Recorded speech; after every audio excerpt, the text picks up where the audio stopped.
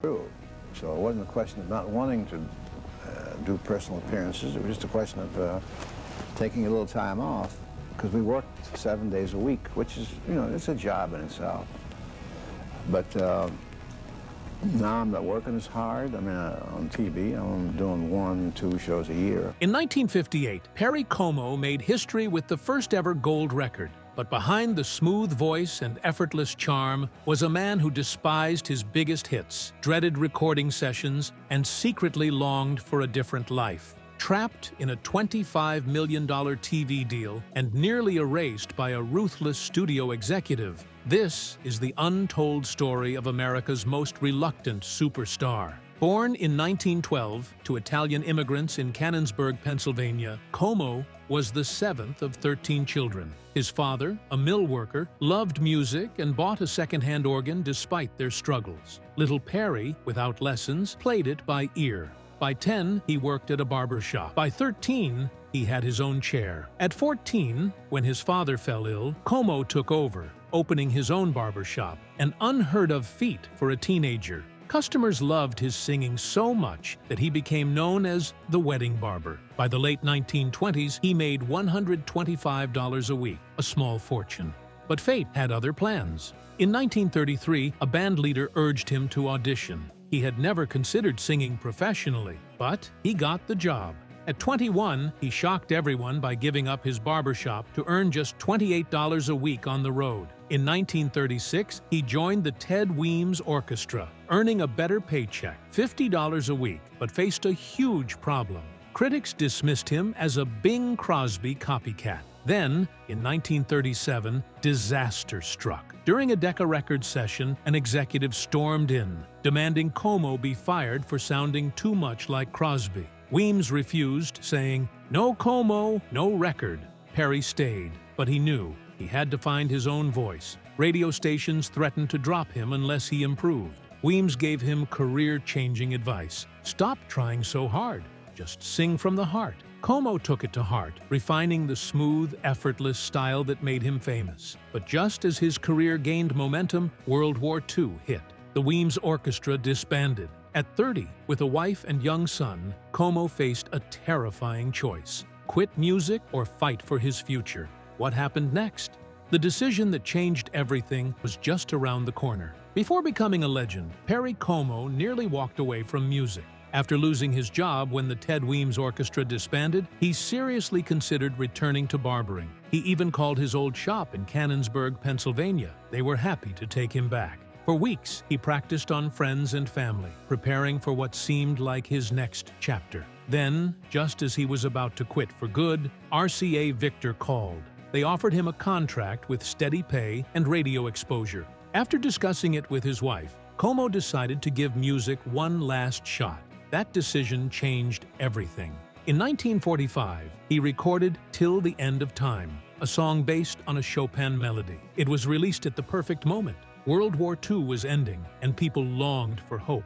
It shot to #1 for 10 weeks and sold over 1 million copies, earning Como his first gold record. Later, he joked that fans should thank RCA for saving them from haircuts instead of hit songs. His success continued. In 1957, "Catch a Falling Star" became a massive hit, selling 1.4 million copies in under a month. A year later, it became the first ever gold-certified record and won the first Grammy for Best Male Pop Vocal Performance. Meanwhile, Magic Moments dominated the UK charts for 8 weeks, making Como one of the few artists with simultaneous transatlantic hits. Throughout the 1950s and early 60s, Como recorded a string of novelty hits like "Papa Loves Mambo," "Hot Diggity Dog Ziggity Boom," and "Hoop-Dee-Doo."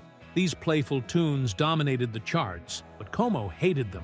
He wanted to be known for elegant ballads and sophisticated pop, not light-hearted gimmicks.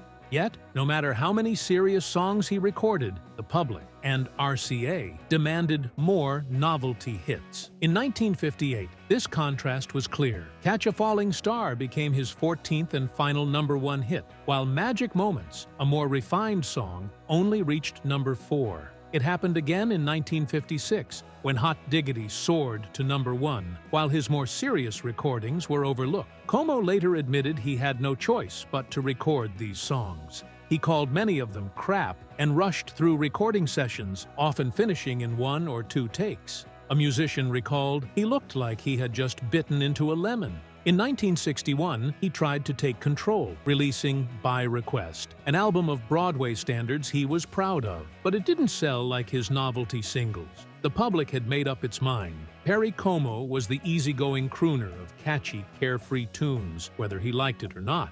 Decades later, he reflected, "Those songs paid for my house and put my kids through college, so I can't complain too much. But if I had my way, I'd have spent my career singing the Great American Songbook instead of crooning about hot diggity dogs and Cupid dolls." Como's TV career was just as legendary. The Perry Como Show, 1948 to 1963, became one of America's most beloved variety shows. At its peak in 1956 to 57, it was NBC's only top 10 show. Viewers loved his warm, easygoing style, especially in the fan-favorite segment Sing to Me, Mr. C, where he performed song requests while sitting on a stool. He even helped make television history. In September 1956, The Perry Como Show became one of the first weekly programs broadcast in color, cementing his legacy not just as a singer, but as a pioneer of early TV. Perry Como's easygoing charm made him a TV icon. His variety show, The Perry Como Show, 1948 to 1963, was a massive hit. In 1959, he signed a record-breaking $25 million deal with Kraft, the highest for a TV performer at the time. Known for his calm demeanor, some called him too relaxed. Jerry Lewis joked his theme song should be, "I'm walking in my sleep," but his warmth made him beloved, even earning him the title of Ideal Husband in a 1956 Life magazine poll. Como's Hollywood career never took off. Despite a 7-year contract with 20th Century Fox, he disliked the industry. Studios even tried to rewrite his past, falsely claiming he was a coal miner instead of a barber. When a journalist doubted his barbering skills, Como gave him a real shave, settling the debate. After a frustrating stint in films, he walked away, saying, "I was wasting their time, and they were wasting mine." Como met Roselle Belline at a picnic and won her over by singing More Than You Know. They married in 1933 and endured early struggles, but fame never changed them. Their marriage lasted 65 years, a rare feat in Hollywood. Through it all, Como stayed true to himself, a humble man who found more joy in family than fame. Even at the height of his fame, Perry Como remained humble. His deep Catholic faith and strong values kept him grounded, avoiding scandals and choosing privacy over publicity. In 1958, he and his wife Roselle met Pope Pius XII, a moment he wished to keep private, showing his genuine faith rather than using it for attention. Roselle was his anchor for 65 years. When she passed in 1998, Como withdrew from public life, turning down all invitations to return to TV. His health declined, and on May 12, 2001, he passed away at 89. Those close to him believed he never recovered from losing her. Como dominated the Emmy Awards, winning 5 consecutive times, 1955 to 1959, a record that stood for over 30 years. His 1956 Christmas Eve special, featuring Ave Maria, won the prestigious Christopher Award. That same year, he and Jackie Gleason made history by sharing a Peabody Award, a rare honor for 2 competing entertainers. With his smooth, effortless style, Como wasn't just a singer, he was a comforting presence. His legacy endures, not just for his music, but for the warmth and sincerity he brought to the world. Despite their rivalry, Perry Como and Jackie Gleason remained friends, often laughing over ratings battles. Como's impact on television was undeniable, so much so that in 1990, he was unanimously inducted into the Television Hall of Fame, a first in its history. In 1987, Como received the Kennedy Center honor, standing alongside legends like Bette Davis and Alvin Ailey. During the tribute, Frank Sinatra, long considered his competitor, admitted he had always envied Como's effortless charm. The night ended with a standing ovation. Perry Como didn't seek the spotlight. It naturally gravitated toward him. His awards and accolades only confirmed what millions of fans already knew. He was truly one of a kind.